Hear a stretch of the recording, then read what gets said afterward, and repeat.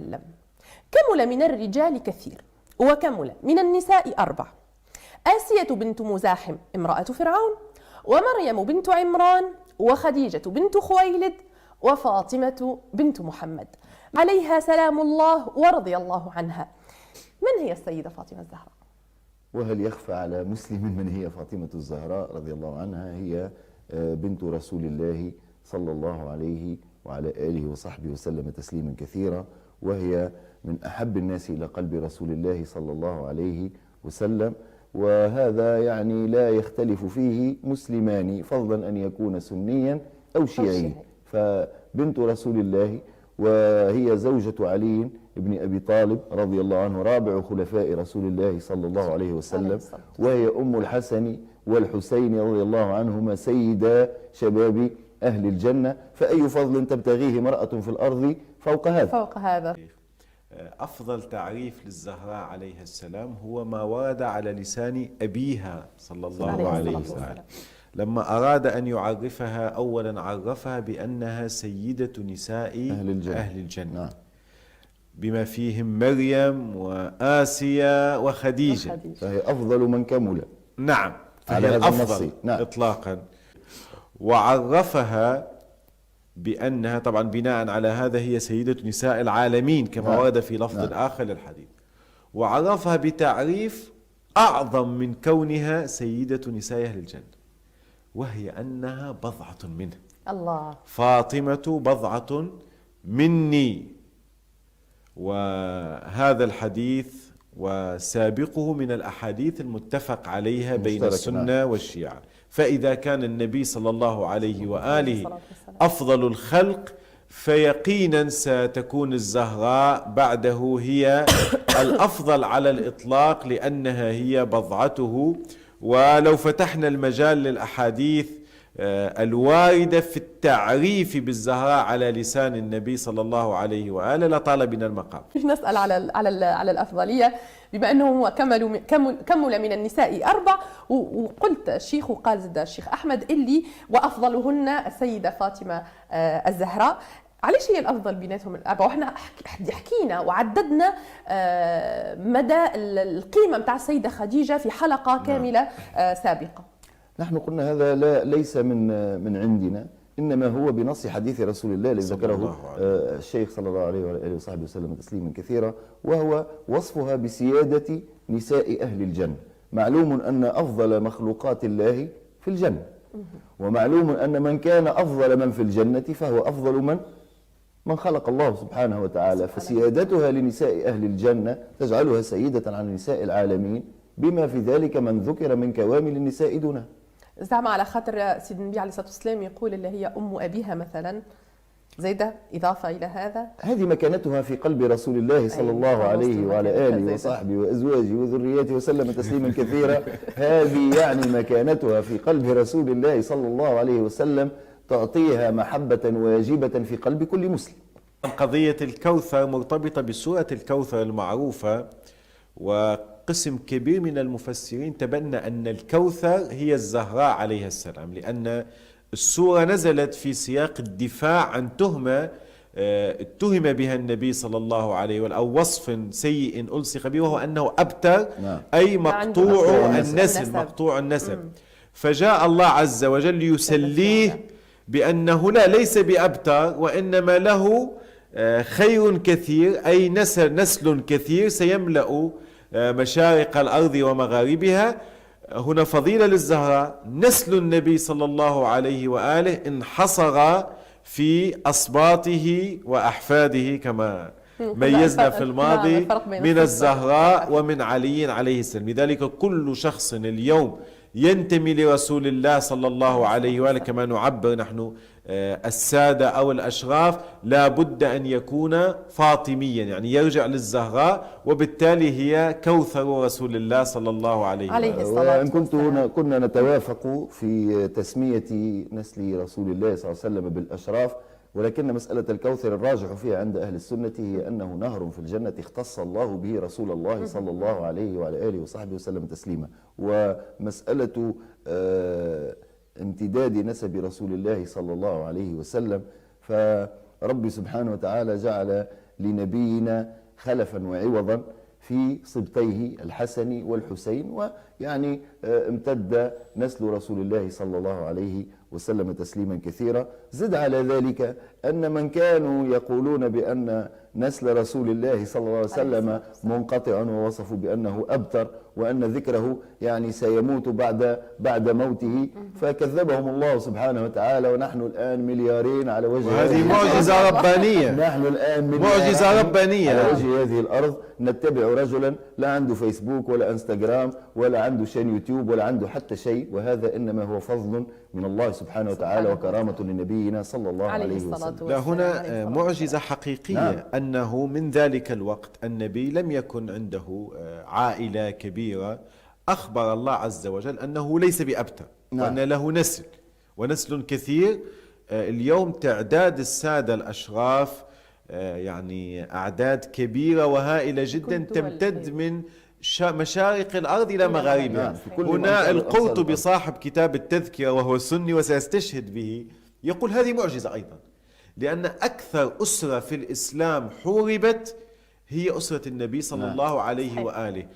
الحسن عليه السلام قتل، الحسين عليه السلام قتل، وكل أبنائهم تقريبا وأحفادهم المباشرين قتلوا واستشهدوا، وحصلت إبادات كبيرة. الدولة الأموية قتلت، الدولة العباسية قتلت، ولا زال هذا القتل على قدم وساق. ورغم هذا هذه السلالة الطيبة المباركة تزيد ولا تنقص. ومن بركاته أرض بلادنا أنه لما شاع قتل الأشراف في دول مجاورة في زمن حكم دول أخرى، وجدوا في أرض تونس ملجأ ومستقرا لهم، وكثير من عائلات الأشراف اليوم مستقرة في تونس جاءوا فرارا من المغرب ومن غيرها من البلدان. وكانت يعني أرضنا هذه شرفها ربنا سبحانه وتعالى وباركها، ففيها يعني من فيها مساكن الأشراف. لعلي أقول كل التحية لأهل مساكن الأشراف. لأن مساكن هي مساكن الأشراف هي على التحقيق عند أهل التاريخ أصل التسمية مساكن الأشراف. وهذه يعني مما نفخر به كتونسيين، وهذا يعني من بركات ربنا سبحانه وتعالى على هذه البلاد. خلينا نرجع للسيدة فاطمة الزهراء ونحكيه على مكانة المرأة هذه عند سيد النبي عليه الصلاة والسلام. نعم، أقل ما أذكره أن رسول الله صلى الله عليه وعلى آله وأصحابه وسلم تسليما كثيرا كان إذا دخلت عليه الزهراء قام لها. جميل. ولم يعرف عن رسول الله قيامه لأحد قط. إذا كان الشيخ يصحح لي، نعم إذا كان نعم وأبصم على هذا. نعم، يعني كانت إذا دخلت عليه الزهراء رضي الله عنها قام لها، وكفى بالمرتبة التي تجعل نبيا سيد أولي العزم من الرسل وسيد الخلق جميعا يقوم له، وهذا في تقدير وكان إذا خرج من المدينة في سفر آخر بيت يزوره بيت الزهراء، وإذا قدم المدينة أول بيت يدخل بيت الزهراء قبل كل أزواجه وباقي من تعلق برسول الله. وهذه دلالة على المكانة العظيمة جدا للزهراء عليها السلام في قلب رسول الله صلى الله عليه وسلم. عليه الصلاة والسلام.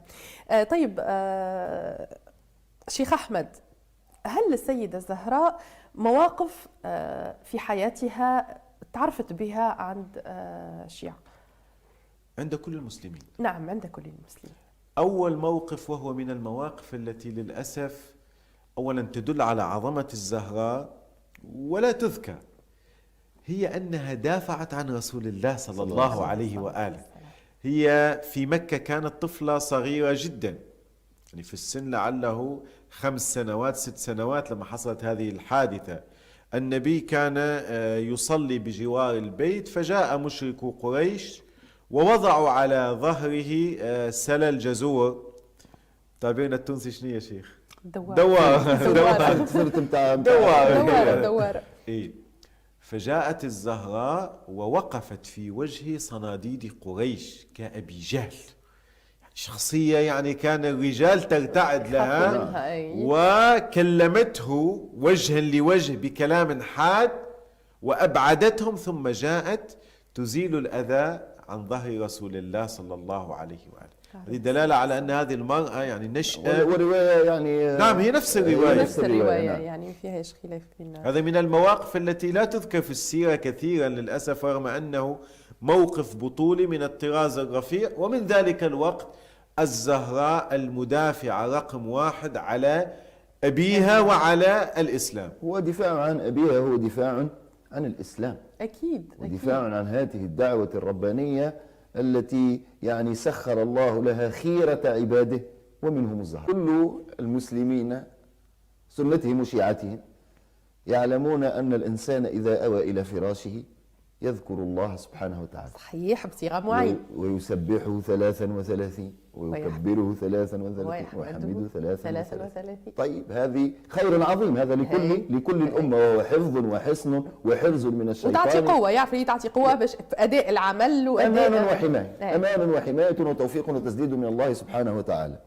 فلا هل الصيغة هذه هي من عطايا رسول الله صلى الله عليه وسلم إلى فاطمة الزهراء، فلما زارها في بيتها هي وأمير المؤمنين علي رضي الله عنه قبل أن يصبح أمير المؤمنين طبعا، فأوصاهما بهذا رسول الله، لأن هي بالأصل طالبت خادما فأهداها رسول الله خيرا من خدم الأرض جميعا. تعلم أنه الإنسان لما يموت يتمنى لو يعود إلى الحياة فيسبح تسبيحة واحدة. صحيح. فهذه الصيغة وهذا التعليم النبوي للسيدة فاطمة رضي الله عنها الذي جرى من ورائه ما يعني درج عليه المسلمون في كل أمصار الأرض وفي كل أنحائها، وهو من أفضل أنواع التسبيح ومن أجداها. وعن تجربة، هذا لم أقول وحدي، قاله كثير من أهل العلم والتحقيق، أنه عن تجربة من أكثر ما يحفظ الإنسان في منامه وفي مقامه. جميل جدا. طبعا جميل. نفس هذا التسبيح نختلف لعله في القصة التي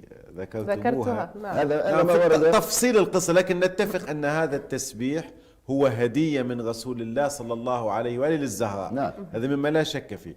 وعظمة الهدية ينظر إلى عظمة المهدي وعظمة والمهدى إليه. صحيح. فنحن اتفقنا على عظمة النبي صلى الله عليه وآله وعلى مقام الزهراء سلام الله عليها عنده، فلذلك سيعطيها أعظم هدية. من الأشياء الجميلة أن هذا التسبيح إلى اليوم في الوسط الشيعي يعرف بتسبيح الزهراء سلام الله عليها. نعم، سمي باسمه. نعم، وهو التسبيح الذي يؤتى به في دبر كل صلاة، أول ذكر بعد السلام عند كل المسلمين. نعم، هو تسبيح الزهراء، ذكر يؤتى به بعد الصلاة، وهو عندنا أعظم الذكر.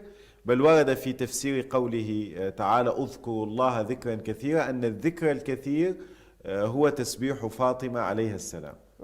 هذه نقطة التقاء جميلة. هذا من مصادري. نعم، من مصادرنا. نعم. أما التسبيح لفظه وعدده وصفته ووصية رسول الله إلى فاطمة رضي الله عنها به، فهذا لا نختلف فيه. والله تعالى. هذه نقطة التقاء جميلة الآن. الحمد لله. ونحن في برنامج جمعنا رسول الله أفلا تجمعنا ابنته رضي الله عنها رضي الله عنها وارضاها وعليها سلام الله. ما شاء الله حتى لهنا عندنا نقاط التقاء كبيرة برشا ورائعة، وكان نجم نزيدوا نحكي ونلقاو برشا نقاط التقاء. ايما كلنا نعرفوا اللي فما مواضع اختلاف. خلينا نبربش الشيخين شوية. شنو هي مواضع الاختلاف شيخ أحمد بين الشيعة والسنة في موقفهم من السيدة فاطمة الزهراء؟ كل ما كان في سيرة وحياة وتاريخ الزهراء قبل شهادة رسول الله صلى الله عليه وآله فهو موضع اتفاق. جميل. الاختلاف يبدأ بموت رسول الله صلى الله عليه وآله، ومنها بدأت الفرقة بسبب المواقف التي اتخذت. وأعظم قضية هي لا زالت محل سجال وأخذ ورد بين السنة والشيعة تحديدا، هي خلافها مع أبي بكر مع الخليفة الأول في القضية المعروفة بقضية فدك، والتي الشيعة أخذوا فيها موقفا، وطبيعي أننا سنكون مع الزهراء وسنقول أنها هي على حق، والطرف السني أخذ موقفا آخر جعل الحق مع أبي بكر. ومنها بدأ الاختلاف نعم يعني. طيب واتسعت الرقعة مهم شيئا فشيئا. مهم أن نعرف حتى مواضع الاختلاف من دون يعني هو الاختلاف لا يفسد للود لا، هو واقع تاريخي نتفق فيه. نعم. حصل نزاع بين الزهراء عليها السلام، خلينا نعرف شنو نعم، فدك، وبين أبي بكر في قضية تركة رسول الله صلى الله عليه وآله. يعني السلطة التي قامت بعد النبي منعت الزهراء من تركتها، يعني كل ما يملكه رسول الله صلى الله عليه وآله هذه السلطة وضعت يدها عليه. الزهراء ذهبت وطالبت بهذا الشيء، قالوا لها بتعبيرنا ما عندك حق في شيء، ليس لك الحق في تركة في ميراث، لأن رسول الله قال نحن معاشر الأنبياء لا نورث، ما تركناه صدقة. هي لم تقبل بهذا الحديث ولا بنسبته لرسول الله، واتخذت موقفا واضحا وجليا، هجرت هذه السلطة، نكون صريحين، هجرت الخليفة الأول ولم تكلمه، غضبت ولم تكلمه وماتت وهي غاضبة عليه. هذا نص متفق عليه. نعم، الحق مع من ومن هو على خلاف الحق، هنا وقع الخلاف. نحن بما أننا واضح الشيعة يعني دائما سيكونون مع النبي ومع عترة النبي نعم. صلى الله عليه وآله. السنة دائما مع أبي بكر. طيب خلينا نسمع من المسألة على ما ذكر الشيخ لا خلاف في ذلك، أن نعم جاءت إلى أبي بكر بعد توليه الخلافة وبعد وفاة رسول الله صلى الله عليه وسلم، وطالبت بنصيبها ميراثها من أبيها، وهذا مسألة فيها كلام طويل حتى قبل هذا. أما مسألة ذهابها إلى أمير المؤمنين أبي بكر وإلى خليفة رسول الله رضي الله عنه أنها طالبته بهذا، ولكن ما عندنا النسخة التي أو الرواية التي تصلنا من ابن كثير مثلا أنه شرح لها المسألة وقال أن رسول الله صلى الله عليه وسلم قال أن معاشر الأنبياء لا يورثون، وأن أننا معاشر الأنبياء لا نورث درهما ولا دينارا، إنما ميراثهم العلم. وهذا يعني شبه اتفاق حاصل بين كل السنة على صحة هذا الحديث. وجدت في نفسها شيئا من أبي بكر رضي الله عنه ويعني غاضبة.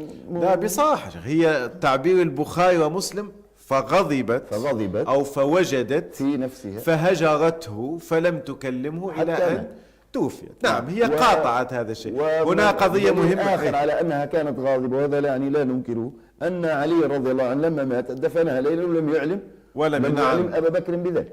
دفنت بالليل ولم تكن لها جنازة، وأخفي قبرها أيضا من ذلك. وهذا ولا أحد الآن يعرف قبر سيدة الزهراء. هذه وقائع تاريخية. أما من كان على الحق كما قال الشيخ ومن هو على دون ذلك فهذا مسألة فيها خلاف وفيها أخذ ورد. فنحن نرى أن لم يمشي على الأرض بعد الأنبياء خير من أبي بكر، أن أبا بكر كان على حق، والشيعة يرون أن الشيعة موقفهم بصراحة يغضون على من رضيت عليه فاطمة ويغضبون على من غضبت عليه فاطمة، لأن رسول الله صلى الله عليه وآله قال من آذاها فقد آذاني، من أغضبها فقد أغضبني، من أرضاها فقد أرضاني. بل كما ورد عند الحاكم والحديث صحيح إن الله يرضى لرضاها ويغضب لغضبها. فنحن نمتثل لهذه الأوامر النبوية، والكلام في هذه القضية جدا طويل. أما الخلاف فأنا أتجرأ وأقول أنه لن يفصل ولن يحسم. نعم، هي نقطة فارقة. نعم، يعني ولعلنا نتقبل أحد الطرفين للآخر في هذه المسألة، والله تعالى أعلم.